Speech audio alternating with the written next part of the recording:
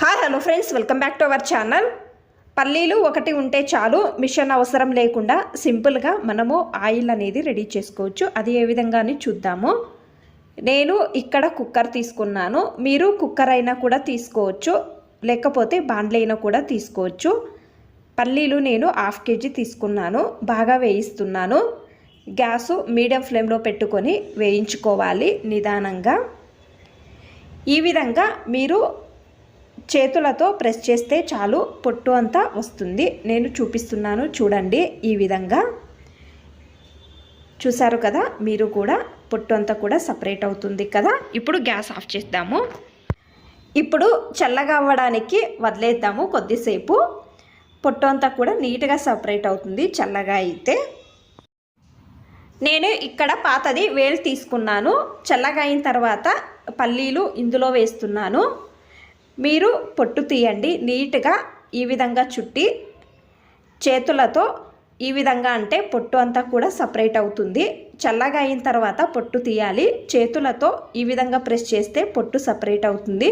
నేను చూపిస్తున్నాను కదా, సేమ్ వీడియోలో చూపించే విధంగా ఈ విధంగా చేయండి. పొట్టు అంతా కూడా సపరేట్ అవుతుంది.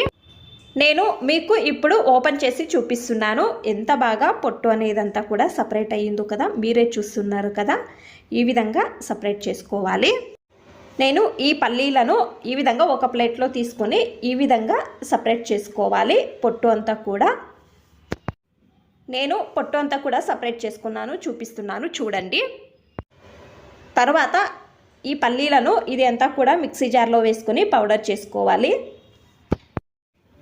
నేను మీకు చూపిస్తున్నాను, పౌడర్ చేసుకున్నాను చూడండి. మీ చేతులతో ఈ విధంగా అంటే ఆయిల్ తర వస్తుంది. నేను పల్లీలు అన్నీ కూడా మిక్సీ చేసి పట్టుకున్నాను, చూపిస్తున్నాను చూడండి. తర్వాత నేను ఒక 2 కప్పులు నీళ్లు తీసుకొని వేడి చేసుకున్నాను. కొంచెం కొంచెం నీళ్ళు వేసుకోవాలి చూడండి. ఈ విధంగా చేతులతో ఈ విధంగా మిక్స్ చేసుకోవాలి. మనము పిండి ఏ విధంగా కలుపుతామో ఆ విధంగా కలుపుకోవాలి. కలర్ చేంజ్ కూడా అయ్యింది కదా, ఒక 5-10 నిమిషాలు ఈ విధంగా చేస్తే చాలు. ఆయిల్ అంతా కూడా సపరేట్ అవుతుంది చూడండి. మీరు చేతులతో ప్రెస్ చేస్తే చాలు, ఆయిల్ అంతా కూడా సపరేట్ అవుతుంది. నేను మీకు చూపిస్తున్నాను చూడండి ఎంత బాగా ఆయిల్ అంతా కూడా వచ్చిందో. ఇది నేను ఒక బౌల్లో తీసుకుంటున్నాను, స్టెయినర్తో వడగడుతున్నాను. తర్వాత ఒక బట్ట లోపలకు వేసుకొని ఈ విధంగా పిండుకోవాలి. ఒక 2-3 సార్లు బట్ట లోపలకు వేసుకొని పిండుకోవాలి. ఆయిల్ అంతా కూడా నీట్గా వస్తుంది. నేను అంతా కూడా పిండుకున్నాను చూడండి ఎంత ఆయిల్ వచ్చిందో. మనము ఇంట్లోనే నీట్గా ఆయిల్ రెడీ చేసుకోవచ్చు చూడండి, చూపిస్తున్నాను.